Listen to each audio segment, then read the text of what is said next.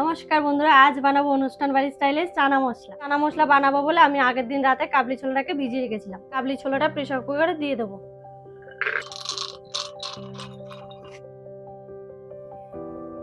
দুটো তেজপাতা, সামান্য একটু লবণ দিয়ে ঢাকনা আটকে নেব। প্রেসার কুকার বসিয়ে গ্যাস জ্বালিয়ে দেবো।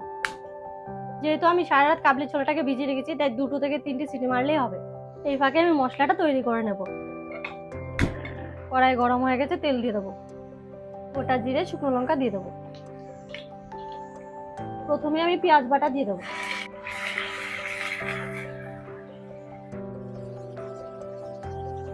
গ্যাসের ফ্লেমটাকে আমি হাইতে রেখে পেঁয়াজটা ভাজছি। সামান্য একটু লবণ। পেঁয়াজটা কিন্তু লাল লাল করে ভাজা হয়েছে, জলটা পুরো শুকিয়ে গেছে পেঁয়াজের। এবার আমি দিয়ে দেবো রসুন বাটা।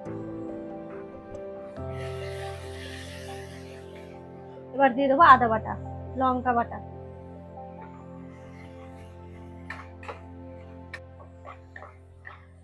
কাশ্মীরি গুঁড়ো লঙ্কা।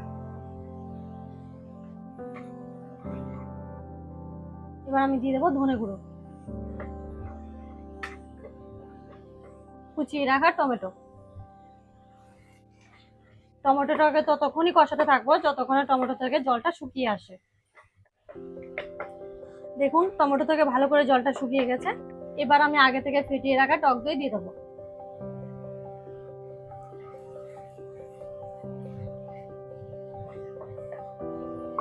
এবার আমি কালারের জন্য সামান্য একটু চিনি দিয়ে দেবো।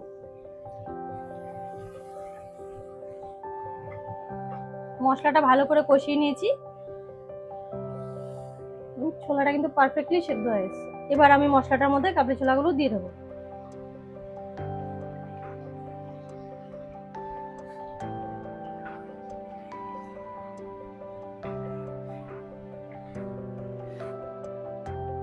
ছোলা সিদ্ধ করে রাখার জলটা দিয়ে দেবো।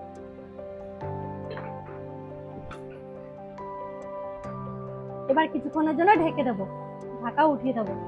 এবার সামান্য একটু গরম মশলা দিয়ে দেবো। মশলা,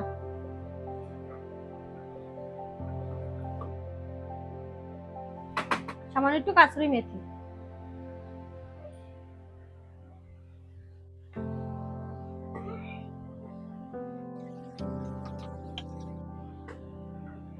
চানা মশলা পুরোপুরি কমপ্লিট। এবার নামিয়ে নেব।